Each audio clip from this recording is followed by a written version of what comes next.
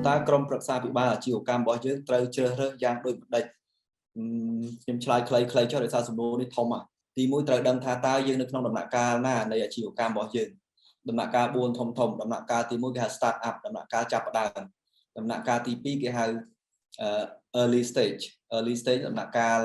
ថ្មីថ្មោងទៅចាប់ផ្ដើមបាន2 3 ឆ្នាំ4ឆ្នាំនៅក្នុង business តាមពិតទៅគេមាន10ដំណាក់កាលកើតឆ្លងកាត់ដំណាក់កាលជាច្រើន4 5ដំណាក់កាលមកផ្នែកខាងលើហៅកើតទ្រពដំណាក់កាលធ្លាក់ដំណាក់កាលកប់ភាសាខ្មែរសាំងលេខហៅ bankruptcy យល់អត់ទេអញ្ចឹងអ្នកខ្លះកើតអត់ទៅដល់នេះកើតកប់យកមកអញ្ចឹងដឹងថាខ្លួនឯងនៅដំណាក់កាលណា start up ឬក៏ early stage ឬក៏ growing stage ណាសម្រាប់ខ្ញុំនៅក្នុងដំណាក់កាលទី3ដំណាក់កាលទី4គេហៅ fast growing grow ហើយដឹងថាដំណាក់កាលណាតកតងជាមួយនឹងប្រភេទ business owner stages of business growth តែពេលចំណុចទី2ត្រូវសួរខ្លួនឯងថាតើខ្ញុំត្រូវការអីគេខ្លាំងបំផុតនៅពេលឥឡូវហ្នឹង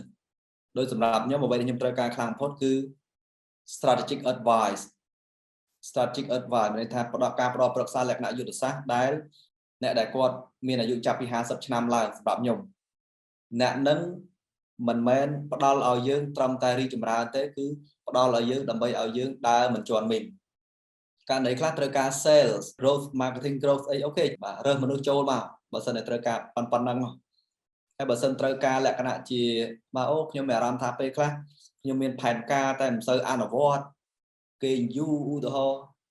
ការងារដាក់មួយខែខ្ញុំធ្វើ5ខែរៀងស្ទុកអីចឹងអូខេត្រូវការ coach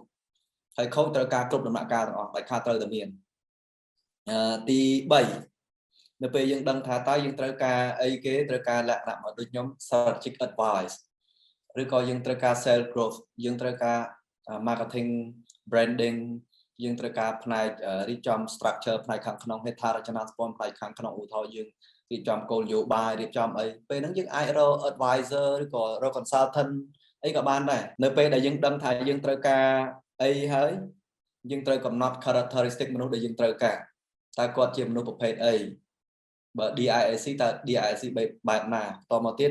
អាកប្បកិរិយារបស់គាត់ប្រភេទអាជីវកម្មរបស់គាត់ background របស់គាត់បែបម៉េចអីម៉េចយើងសិក្សាអត់ចេះតែយកទេមនុស្សម្នាក់ចូលក្នុងជីវិតយើងប៉ះពាល់ដល់គុណភាពនៃជីវិតរបស់យើងក្រុមគ្រួសាររបស់យើងហើយនិងអាជីវកម្មរបស់យើងការជ្រើសរើសអត់ចេះតែជួបគ្នាប្រាវឬហើយចាប់ដៃគ្នារកស៊ីជាមួយគ្នាអត់ទេចាប់ដៃគូអាជីវកម្មប្រៀបបានដូច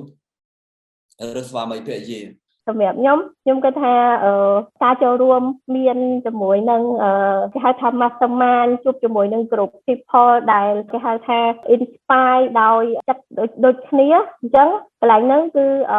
អាចនិយាយបានថាជួយយើងឲ្យរីកចម្រើនហើយនឹងជួយយើងឲ្យមានថាមពល energy មានថា mastery energy ដែលជួយយើងឲ្យចេញជាសកម្មភាពសម្រាប់បងប្អូនដែលអត់ទាន់បានចូលរួម Manifest Mastermind អាចពិចារណាព្រោះតើទៅនឹងកម្មវិធីហ្នឹងគឺល្អខ្លាំងហើយសម្រាប់ខ្ញុំទទួលបានច្រើនពីហ្នឹងទោះជាអត់មានសំណួរអីដែលត្រូវសួរក៏ប៉ុន្តែក៏ខ្ញុំរៀនបានពីសំណួរបងប្អូនដែលមាននៅក្នុងក្រុមហ្នឹងដែរហើយអីដែលសំខាន់នោះពេលខ្លះយើងនឹកអត់ឃើញថាយើងកំពុងតែ